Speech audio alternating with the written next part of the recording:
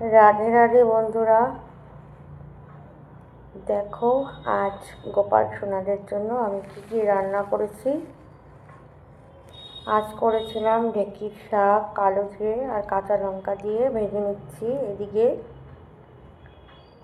এটা করছি হচ্ছে পটলের একটা ডালনা, কালো জিরে দিয়ে টমেটো, আদা, কাঁচা লঙ্কা, পরিমাণ মতো লবণ কিছু পেস্ট করে দিয়েছি, আর দিয়েছি সামান্য জিরের গুঁড়ো আর হলুদের গুঁড়ো।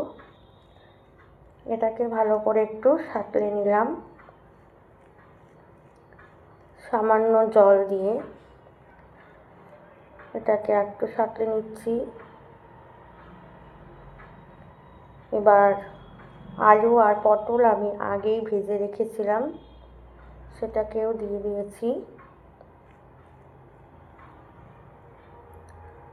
ভালো করে একটু সাঁতলে নিলাম। এবার পরিমাণ মতন জল দিয়ে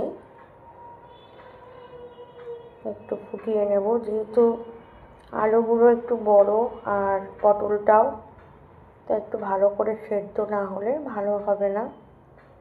দেখো আমার রান্নাগুলো হয়ে গেছে। ঢেঁকির শাক, এটা পটল আলুর ডালনা, আর এটা করেছিলাম ঝিঙা একটু ভাজা, ঝিঙে যে ওটাকে একটু টমেটো দিয়ে ভেজেছিলাম, আর এটা হচ্ছে আলু কাঁচকলা সেদ্ধ আর ডাল। এবার গোপাল সোনাদের ভোগ নিবেদন করে দিয়েছি, নিবেদন করা হয়ে গেছে। সকলে ভালো থেকো, সুস্থ থেকো। হরে কৃষ্ণ।